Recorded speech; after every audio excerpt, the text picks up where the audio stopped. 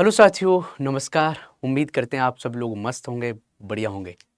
तो चलिए, आज के सेशन में आप सभी लोगों का बहुत बहुत स्वागत है। और आज हम लोग पढ़ेंगे वीकली करंट अफेयर्स जो यूपी से रिलेटेड है। तो Uttar Pradesh special weekly current affair हम कवर करेंगे। ये कब से कब तक का है? 1 मार्च से लेके 7 मार्च तक का है।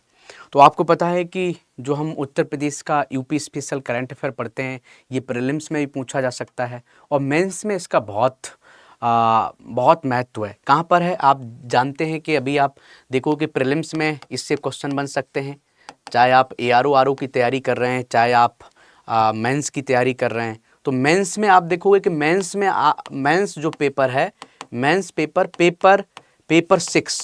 6 यूपी स्पेशल पेपर 6, उसमें इसका बहुत महत्व है। तो चलिए उन सभी टॉपिक्स को पढ़ते हैं जो अभी इस वीक में रहे और उत्तर प्रदेश से रिलेटेड है। तो पहला पॉइंट क्या है कि new sugar plant in Muzaffarnagar Uttar Pradesh. कि उत्तर प्रदेश में एक नया शुगर प्लांट बनने जा रहा है। तो ये क्वेश्चन बन सकता है प्रीलिम्स में, डायरेक्ट क्वेश्चन बन सकता है कि बताओ उत्तर प्रदेश सरकार ने अभी एक नया शुगर प्लांट लगाने की बात की है, तो बताओ कौन से डिस्ट्रिक्ट में बनेगा। तो ये डिस्ट्रिक्ट में आपको पता होना चाहिए कि मुजफ्फरनगर में बनेगा। लेकिन इसको मेंस में आप यूज़ करो कि मेंस में किस पेपर में आप यूज़ कर सकते हैं, तो मेंस पेपर 6 में आप इसको यूज कर सकते हैं। पेपर 6 जिसमें लिखा है चीनी उद्योग डिफरेंट टाइप के उद्योग हैं उत्तर प्रदेश में, तो उसमें से चीनी उद्योग में आप जिक्र कर सकते हैं कि चीनी उद्योग में कौन कौन से प्लांट हैं, शुगर प्लांट हैं, चीनी उद्योग की क्या क्या विशेषता हैं, क्या क्या महत्व है और क्या खामियां हैं। खामियां भी आप इसमें लिख सकते हो। तो डायरेक्ट क्वेश्चन बन सकता है कि उत्तर प्रदेश के चीनी उद्योग का डिस्कशन करें। तो आप देखो कि राज्य कैबिनेट ने मुजफ्फरनगर के मोरना में एक नया शुगर प्लांट लगाने को मंजूरी दे दी है। और ये शुगर प्लांट कौन लगाएगा? नई मिल गंगा किसान कोऑपरेटिव शुगर मिल में लगाई जाएगी, जिसकी पेराई क्षमता जो होगी पहले फेज में लगभग 2,500 टीसीडी से बढ़ के और 3,500 टीसीडी की जाएगी। इसके बाद क्षमता को बढ़ा के 5,000 टीसीडी की जाएगी। टीसीडी एक यूनिट होती है जिसमें हम क्या करते हैं, जो भी एक जो गन्ने आते हैं, गन्ने की एक यूनिट होती है कि हम कितने गन्ने को हम पेराई कर रहे हैं, कितने यूनिट में कर रहे हैं। तो ये टीसीडी है, तो 5,000 टीसीडी रहेगा। समझ गए? तो इस पर कितना खर्च करेगी उत्तर प्रदेश सरकार? 261 करोड़ रुपए उत्तर प्रदेश सरकार ने विस्तार करने के लिए। आप देखोगे कि मोरना में चीनी शुगर मिल बनेगा मुजफ्फरनगर में। तो पेपर 6 के लिए बहुत महत्वपूर्ण है। अगला टॉपिक हमारा है कि वाराणसी ने एक गिनीज वर्ल्ड रिकॉर्ड बना दिया है। गिनीज वर्ल्ड रिकॉर्ड क्या है कि 1 घंटे में वाराणसी में 2,51,446 पौधे लगे।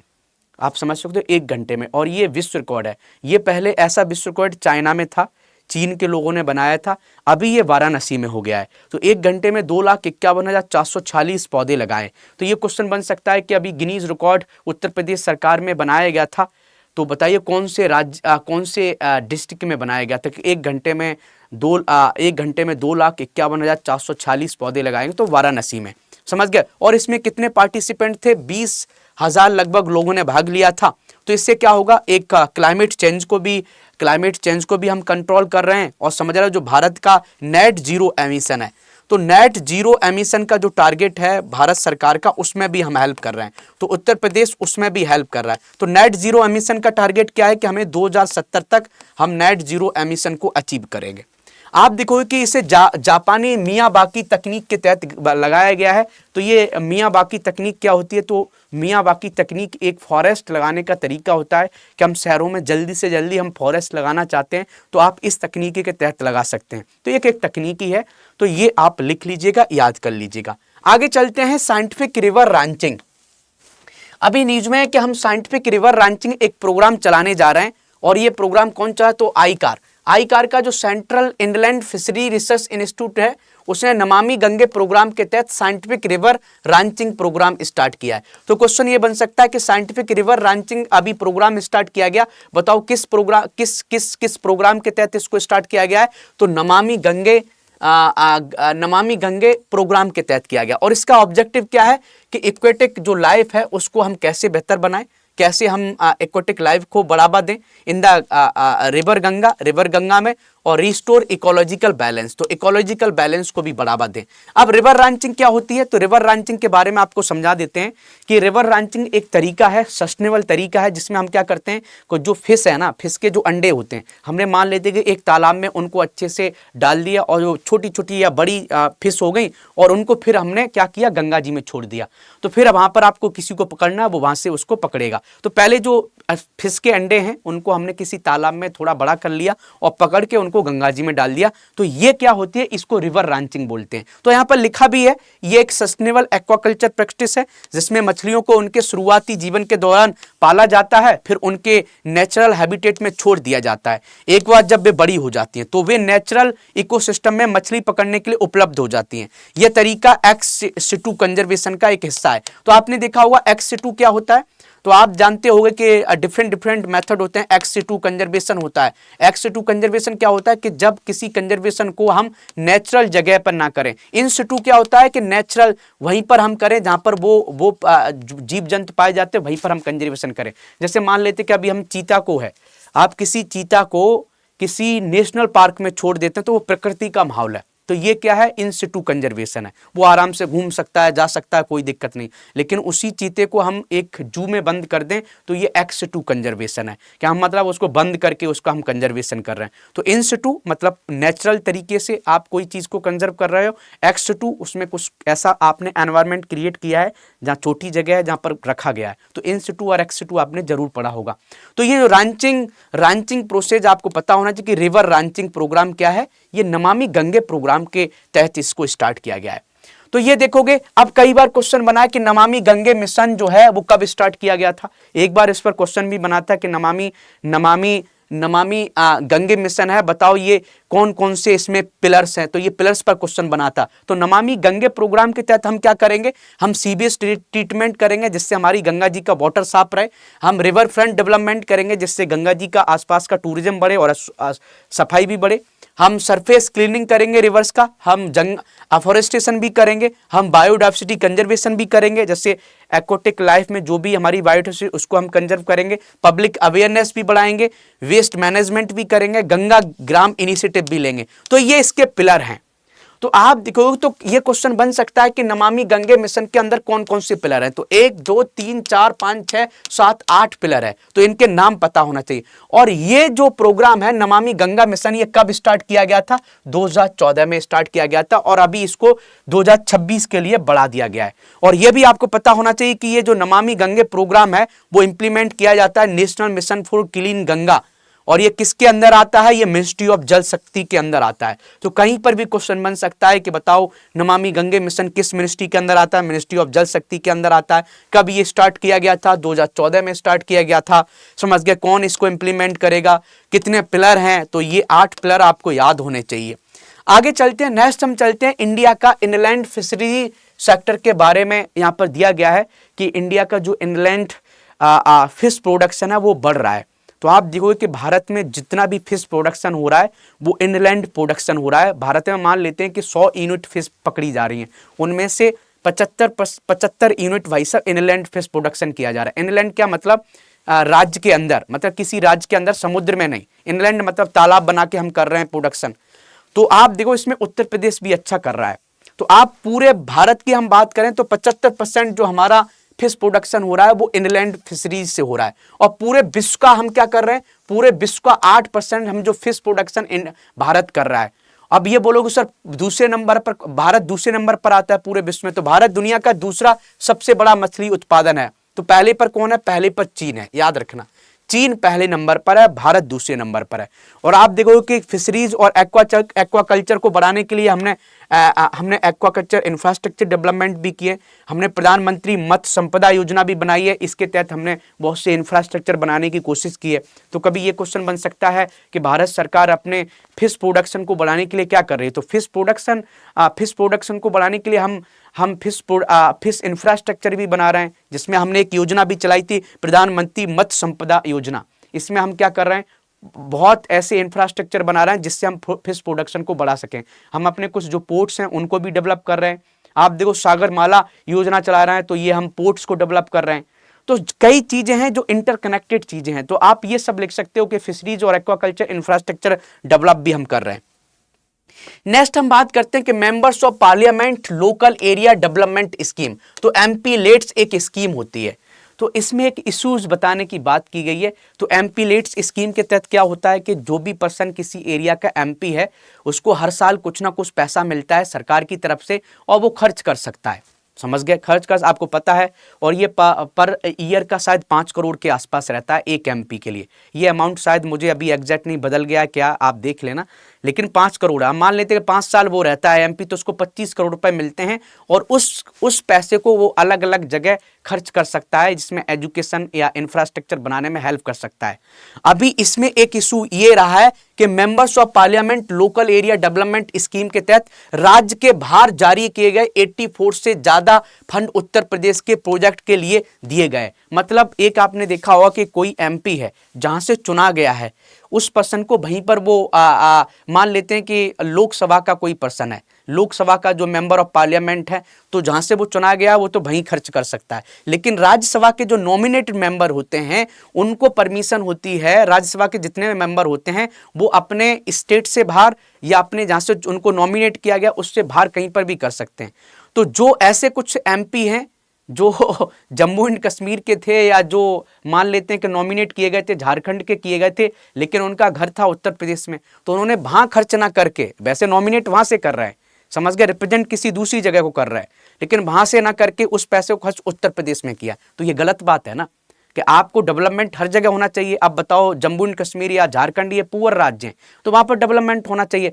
तो जो 84% जो फंड आउट हुआ एक राज्य से छोड़ के दूसरे राज्य में खर्च किया गया है, उसका 84% जो फंड है वो कहां पर किया गया है खर्च, वो उत्तर प्रदेश में किया गया है। तो कहने का मतलब उत्तर प्रदेश से ज्यादा है राज्यसभा में जो मेंबर हैं, मेंबर ऑफ पार्लियामेंट है, उत्तर प्रदेश की संख्या भी ज्यादा है, तो इसलिए फंड उत्तर प्रदेश में आया। उत्तर प्रदेश का तो चलो बेनिफिट है, लेकिन दूसरे के लिए ये दिक्कत है।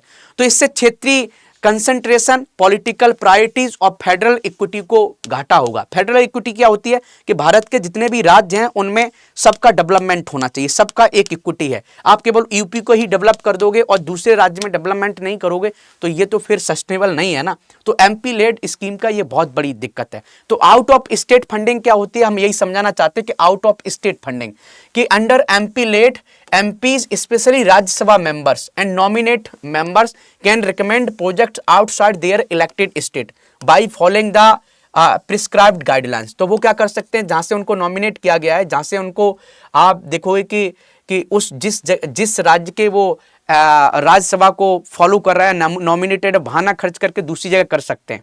तो इससे क्या हुआ है, तो आप देखोगे कि 530 जो MPs हैं उनमें से 21 MP ऐसे निकले पूरे राज्य के बाहर के खर्चे का हिसाब दिया, जिससे पता चलता है कि ऐसा खर्च कुछ ही MP के बीच केंद्रित था। तो 21 MP ऐसे निकले जिन्होंने इस फंड को एक जगह से दूसरी जगह आप करोगे आउट ऑफ स्टेट फंडिंग किया। तो उत्तर प्रदेश का दबदबा रहा है इसमें कि सबसे ज्यादा MP के होने की वजह से उत्तर प्रदेश को पूरे प्रोजेक्ट का लगभग 26% प्रोजेक्ट पूरे हुए हैं, पूरे इस्तेमाल हुए, कुल फंड का लगभग 20% मिला है, 26% लगभग कंप्लीट हुए हैं और फंड का 20% यहाँ पर पैसा ही मिला है। उत्तर प्रदेश को ज्यादा फायदा हुआ है, ये आप लिख सकते हैं। तो एमपी लेड स्कीम में ये बताया गया है कि एमपी लेड स्कीम्स में जो और राज्य हैं वहां पर ज्यादा इनको फंडिंग नहीं मिल रही है, वहां से जो नॉमिनेट राज्यसभा का जो मेंबर है, मेंबर ऑफ पार्लियामेंट है, वो वहां खर्च ना करके उत्तर प्रदेश में खर्च कर रहा है। तो ये गलत है। कहने मतलब वहां क्यों नहीं डेवलपमेंट आपने किया, ठीक है आप उत्तर प्रदेश के रहने वाले हैं, लेकिन आप नॉमिनेट उस जगह के लिए हो सकते हैं, या राज्यसभा को आप रिप्रेजेंट कर रहे हैं वहां से कर रहे हैं, तो वहां आपको करना चाहिए। तो ये कुछ चीजें, ये कुछ खामियां बताने की कोशिश की जा रही हैं। ये पॉलिटी का कंसेप्ट आपने पढ़ा होगा। तो फंड का डाइवर्जन किया गया है, फंड का डाइवर्जन किया गया है। झारखंड और जम्मू कश्मीर जैसे तुलनात्मक रूप से गरीब राज्यों से उत्तर प्रदेश को फंड ट्रांसफर किया गया। हितों का टकराव क्या है कि विकास प्रोजेक्ट में सांसदों के सीधे शामिल होने से शक्तियों के बंटवारे के सिद्धांत पर एक बहस हो जाती है। तो आपने देखा होगा कि सेपरेशन ऑफ पावर पर यहाँ एक दिक्कत है कि आप देखोगे कि जो MP लोग हैं, मेंबर ऑफ पार्लियामेंट हैं, उनका काम क्या है, कानून बनाना है, कानून बनाना है भैया, परमानेंट एग्जीक्यूटिव नहीं है वो। कानून बनाओ ना, तुम्हारा अब इनको तुम डेवलपमेंट वर्क दे दोगे तो फिर तो दिक्कत है ना। तो ये चीजें हैं। तो ये जो एमपी लेड जो स्कीम है कभी कभी कन्फ्लिक्ट करती है, जो हमारा प्रिंसिपल है सेपरेशन ऑफ पावर्स उसके खिलाफ है, शक्तियों के बंटवारे के खिलाफ है। लेकिन ये इसलिए बनाया गया था कि चलो हम एक स्कीम लेके आते हैं, एमपी लेड स्कीम लेके आते हैं कि हर साल हम 5 करोड़ इनको रुपए देंगे, मान लेते हैं। तो इससे क्या, कुछ जिस रीजन में ये जहाँ के एमपी हैं तो वहां पर कुछ तो काम करेंगे। हो सकता है कहीं पर स्कूल खुलवा दें, हो सकता है कहीं पर कोई प्राइमरी हेल्थ सेंटर बनवा लें। इससे उस रीजन की समस्या उस पर्सन को पता है, लेकिन इसका मिसयूज ज्यादा होता है, डेवलपमेंट कुछ नहीं होता है।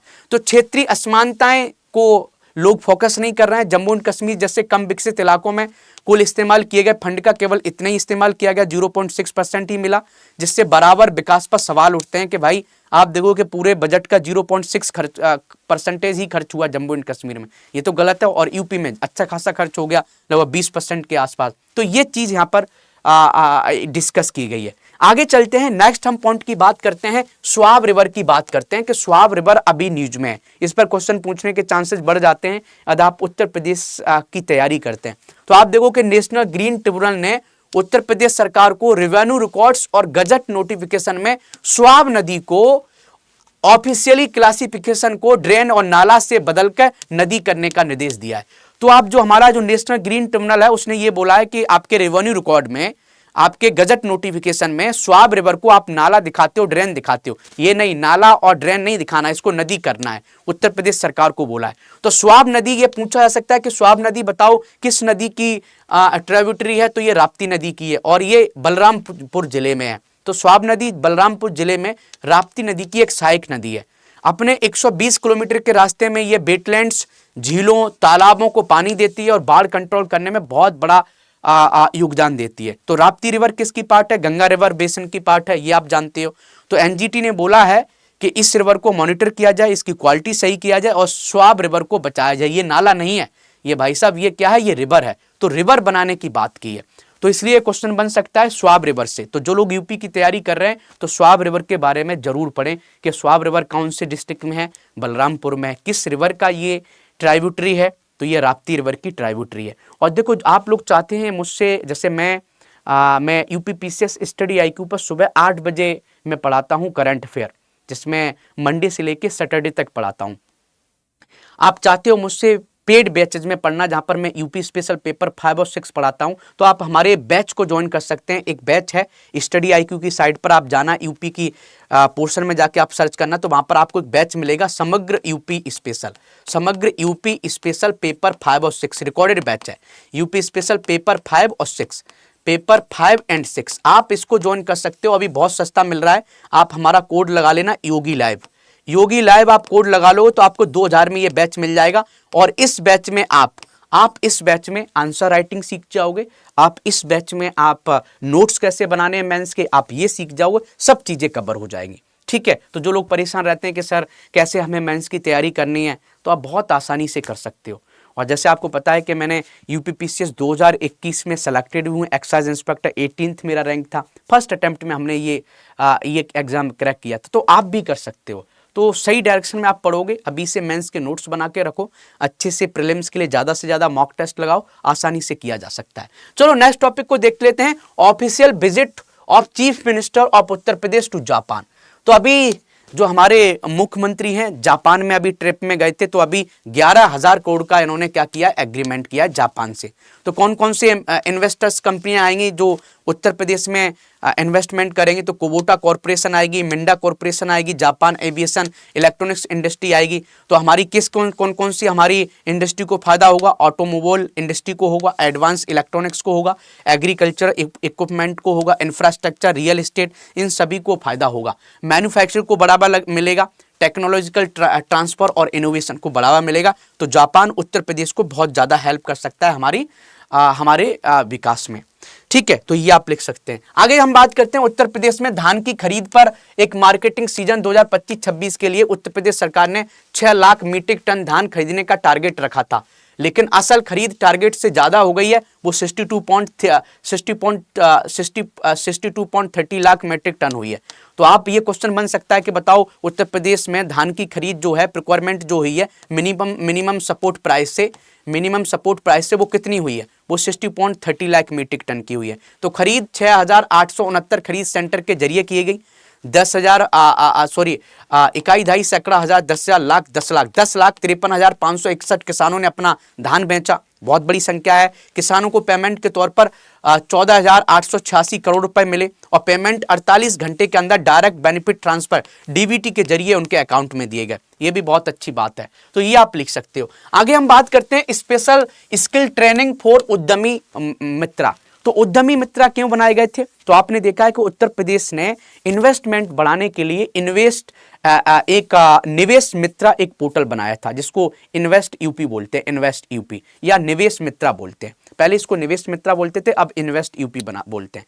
तो इन्वेस्ट यूपी एक पोर्टल बनाया था। तो इन्वेस्ट यूपी की अलग अलग जगह ऑफिस बनाई गई हैं। तो वहां पर ऑफिस में लोग काम कर रहे होंगे, वो जो काम कर रहे हैं उनको उद्यमी मित्र बोलते हैं। तो कोई पर्सन वहां उस ऑफिस में जाएगा तो वहां पर इन्वेस्टमेंट कोई उत्तर प्रदेश में करना चाह रहा है, तो कोई विदेशी इंसान है वो इन्वेस्टमेंट उत्तर प्रदेश में करना चाहता है, कोई कंपनी है, तो इन्हीं इन्वेस्ट यूपी ऑफिस में जाना पड़ेगा।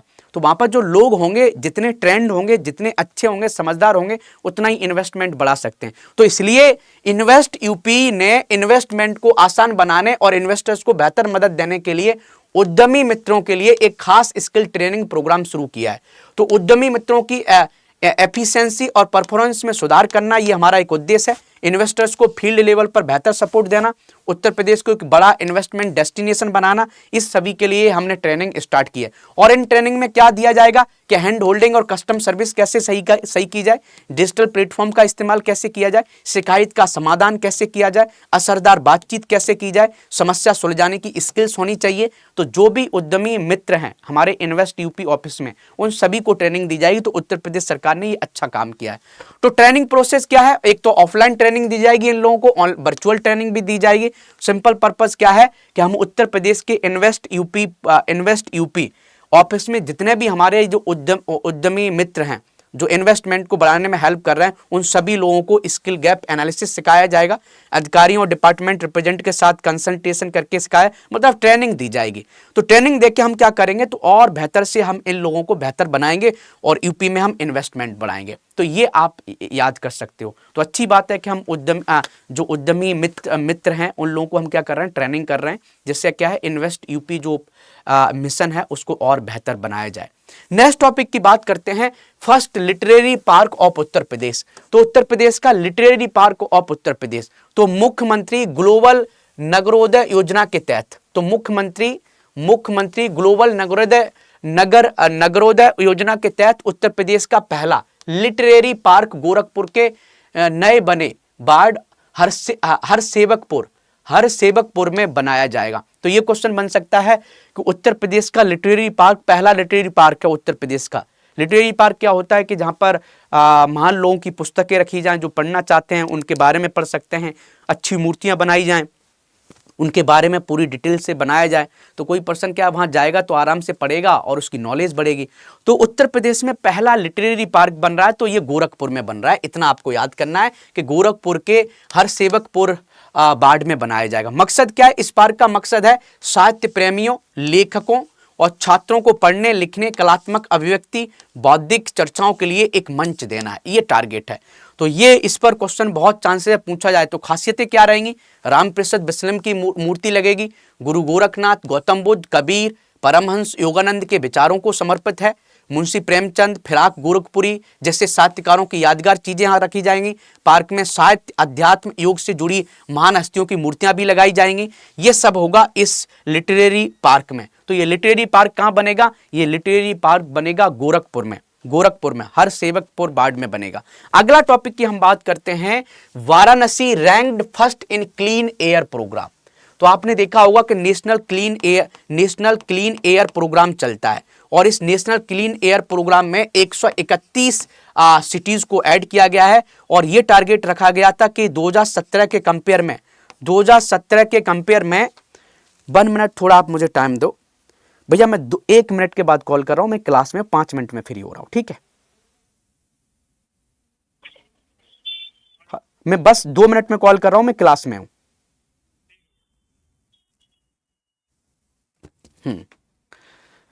ठीक है, तो आप देखोगे कि नेशनल क्लीन एयर प्रोग्राम के तहत वाराणसी ने भारत के 131 शहरों में पहला स्थान हासिल किया है।